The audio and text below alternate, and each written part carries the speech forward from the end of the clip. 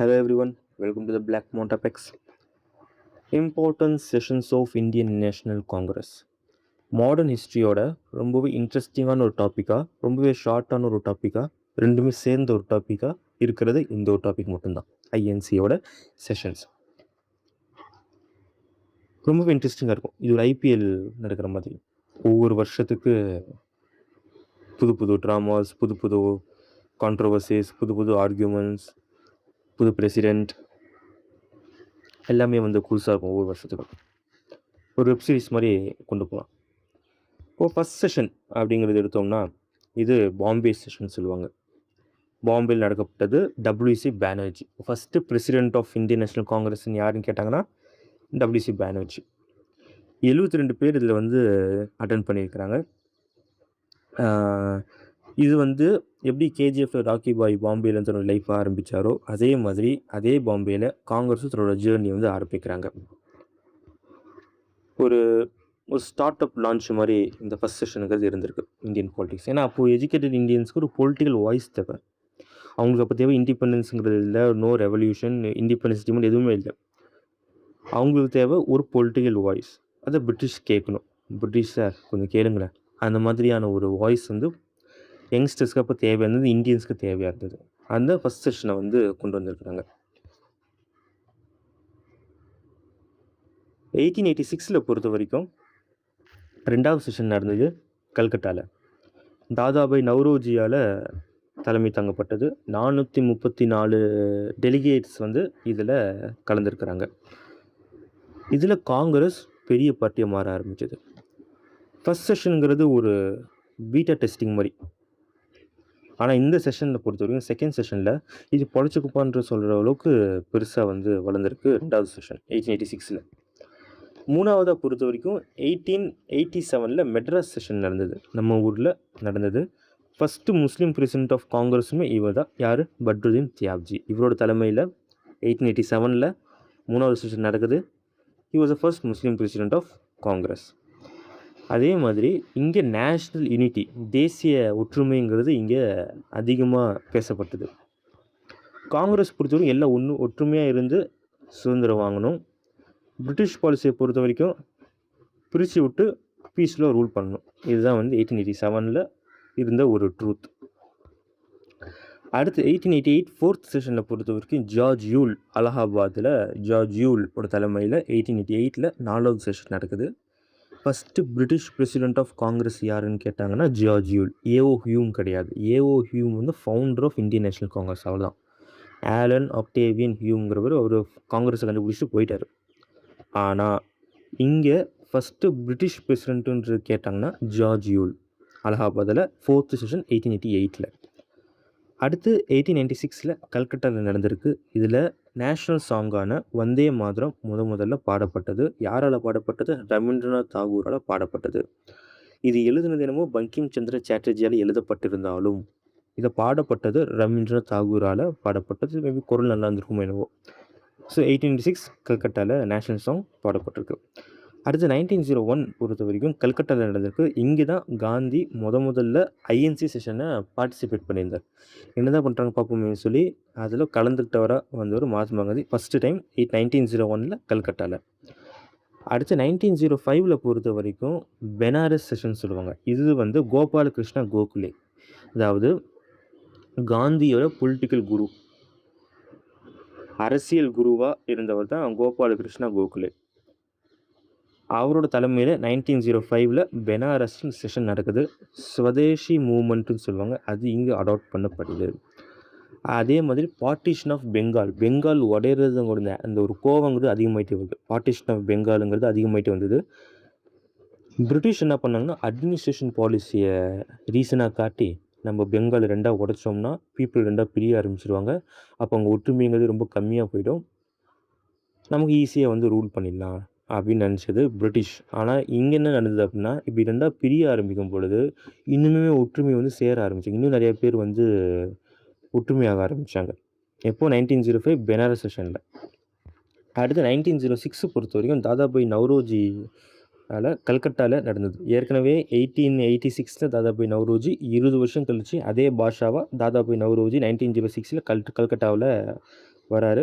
4 முக்கியமான resolutions adapt பண்ணப்படுது. ஒன்று ஸ்வராஜ், இண்டிபெண்டன்ஸ் சொல்லுவாங்க. ஸ்வதேஷி, நம்ம ஊரை பொருளை தான் நம்ம யூஸ் பண்ணணுங்கிறது. பாய்காட், ஃபாரின் ப்ராடக்ட்ஸை நம்ம பாய்காட் பண்ணணும். நேஷ்னல் எஜுகேஷன், தேசிய கல்வி, எல்லாமே இந்த 4 முக்கியமான ரெசல்யூஷன்ஸ் 1906 தாதாபாய் நவ்ரோஜியோட தலைமையில் கல்கட்டாவில் அடாப்ட் பண்ணப்படுது.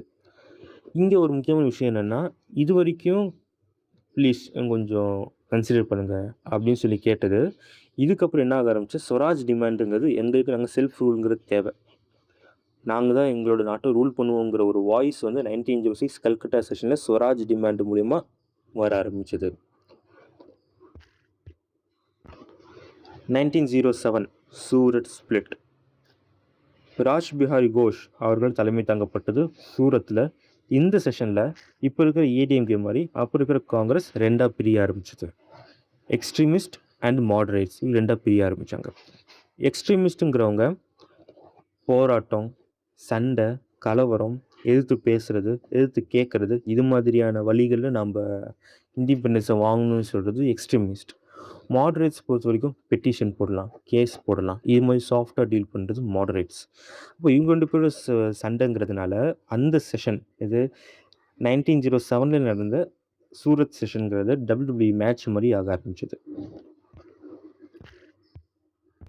இதில் என்னென்னா, பிரிட்டிஷ் வந்து காங்கிரஸை உடைக்கணும்னு சொல்லி ஆசைப்படல, ஆனால் காங்கிரஸ் தன்னைத்தானே வந்து உடச்சிக்கிட்டாங்க.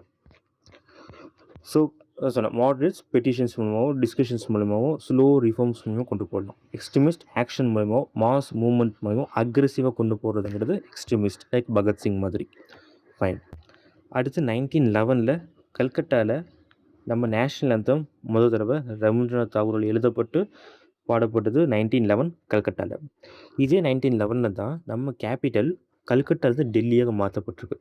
எப்படி நம்ம கிளாஸ் ரூமில் நம்ம பசங்க கூட சண்டை போட்டு வேறு பெஞ்சில் பார்த்து போவோம், அதே மாதிரி இங்கேயும் பிரிட்டிஷ் என்ன பண்ணாங்க, தன்னுடைய கேபிட்டல் கல்கட்டாலேருந்து டெல்லிக்கு மாற்றிட்டாங்க 1911.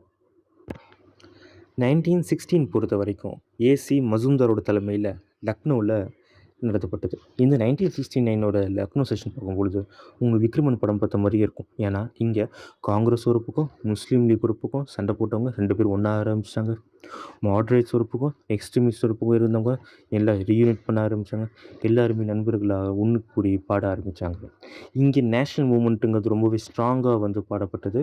எப்போனா 1916 லக்னோ செஷனில் லக்னோ பேக்ட் மூலிமா நடக்கப்பட்டது. அடுத்து 1917 ஆனி பெசன்ட்டோட தலைமையில் கல்கட்டாவில் செஷன் நடக்குது. Annie Besant first woman president of Indian National Congress. Annie Besant மதராஸை பற்றி ஹீரோயின் மாதிரி இந்தியன்ஸ் போய் சப்போர்ட் பண்ணியிருந்தாங்க. ஸோ அவங்க தான் first woman president of Indian National காங்கிரஸாக கல்கட்டாவில் 1917 தலைமை தாங்கினது. 1924 பெல்கோம், கர்நாடகாவில் இருக்கிற பெல்கோம்ன்ற ஒரு இடத்துல மகாத்மா காந்தியோட தலைமையில் 1924 செஷன் நடந்தது. ஒரே செஷன் காந்தியால் நடத்தப்பட்டதுங்கிறது 1924 செஷன் தான். இது வரைக்கும் காந்தி கண்ட்ரோல் பண்ணது இந்த டைமில் இருந்து தலைமை தாங்க ஆரம்பித்தார். ஒரே செஷன், முதல் செஷன் எல்லாமே தான் 1924 பெல்காம் செஷன் காந்தி. அதே 1927 தான் பிரிட்டிஷ் சைமன் கமிஷன் ஒரு கமிஷன் கொண்டு வந்தாங்க. இந்த கமிஷன் இந்தியாவோட ஃப்யூச்சரை பற்றி இருந்தாலும் இதில் இந்தியன்ஸ்க்கே ஃப்யூச்சர் இல்லாத மாதிரி இருந்தாங்க. ஏன்னா ஒரு இந்தியன்ஸ் கூட இல்லை இதில். ஸோ இதுதான் வந்து சைமன் கமிஷன். இதை எடுத்து பல பேர் வந்து பாய்காட் பண்ணி துரத்தி விட்டாங்க. இது 1927 நடந்தது. அடுத்து 1929 ஜவஹர்லால் நேருவோட தலைமையில் லாகூரில் இந்த செஷன் நடக்குது. ரொம்ப இம்பார்ட்டண்ட்டான செஷன். ஏன்னா இந்த செஷனில் தான் ஃபுல் இண்டிபெண்டன்ஸ், கம்ப்ளீட் இண்டிபெண்டன்ஸ், பூர்ண ஸ்வராஜ்ங்கிறது இங்கே டிமாண்ட் பண்ணப்படுது. எப்போனா ஜனவரி 26, 1930 ஃபஸ்ட் இண்டிபெண்டன்ஸ் டே செலிப்ரேட் பண்ணுறவங்க அறிக்கையை வந்து கொடுத்துட்டாரு ஜவஹர்லால் நேரு.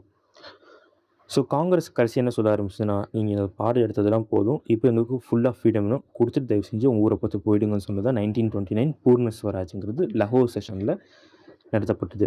அதே ஜவஹர்லால் நேரு நெக்ஸ்ட் இயர் ஜனவரி 26, 1930 நாம் இண்டிபெண்டன்ஸ் டேவை செலிப்ரேட் பண்ணுறோங்கிற அறிக்கையுமே விட்டுட்டார். அதை மாற்ற வேணாங்கிறதுக்கு தான் 1950 ஜனவரி 26 ரிப்பப்ளிக் டேவை வந்து நம்ம செலிப்ரேட் பண்ணுறோம். கான்ஸ்டிடியூஷனை என்ஃபோர்ஸ் பண்ணது. 1931 சர்தார் வல்லபாய் பட்டேலோட தலைமையில் கராச்சியில் இந்த செஷன் நடந்தது. இது ஃபண்டமெண்டல் ரைட்ஸ் அடிப்படை உரிமைகளை பற்றி பேசப்பட்ட ஒரு டிஸ்கஷன் தான் இந்த 1931 செஷன் இருந்தது. நிறைய விதமான கான்ஸ்டிடியூஷனல் ஐடியாஸ் இங்கே டிஸ்கஸ் பண்ண ஆரம்பித்தோம். இண்டிபெண்டன்ஸ் வாங்கிறதுக்கு முன்னாடி நம்ம இதை பற்றி டிஸ்கஸ் பண்ண ஆரம்பிச்சிட்டோம். மினி ஃபியூச்சர் கான்ஸ்டிடியூஷனல் ஐடியாஸை டிஸ்கஸ் பண்ணது 1931 சர்தார் வல்லபாய் பட்டேலோட தலைமையில் நடந்த கராச்சி செஷன். 1938 ஹரிபுரா செஷன், இது சுபாஷ் சந்திர போஸ் அவர்களால் தலைமை தாங்கப்பட்டது. அடுத்து 1939 ட்ரிபுரி செஷன். இங்கே ஒரு பெரிய ஒரு கான்ஃப்ளிக்ட் நடக்க ஆரம்பிச்சு. என்ன கான்ஃப்ளிக்ட்னா, ஒரு பக்கம் சுபாஷ் சந்திர போஸ், இன்னொரு பக்கம் காந்தி சப்போர்ட்டர்ஸ். இவங்க 2 பேரோட சண்டையில், ஒரு பக்கம் சுபாஷ் சந்திர போஸ், இன்னொரு பக்கம் காந்தியோட சண்டையில் பிரிட்டிஷ் பொறுமையாக அவங்களோட ஆட்சி பண்ணிட்டு இருந்தாங்க. ஏன்னா 1939 செஷனில் பொறுத்த வரைக்கும் சுபாஷ் சந்திர போஸ் ரீஎலெக்ட் பண்ணப்பட்டது. காந்தியோட கேண்டிடேட்டாக பட்டாபி சீதாராமையா இருந்தாங்க. ஆனாலுமே சுபாஷ் சந்திர போஸ் அதில் ஜெயிச்சு ரீஎலெக்ட் பண்ணிட்டார். ஆனால் லேட்டர் என்ன ஆயிடுச்சு அப்படின்னா, போஸ் ரிசைன் பண்ணிட்டார். அடுத்து 1940 பொறுத்த வரைக்கும் ராம்கர் செஷன். இது கம்ப்ளீட் ஃப்ரீடமுக்கான டிமாண்ட் ரொம்பவே ஸ்ட்ரென்த்தன் ஆக்கிடுச்சு. வேர்ல்டு வார் 2 அட்மாஸ்பியருமே இங்கே இன்க்ரீஸ் ஆகப்பட்டது.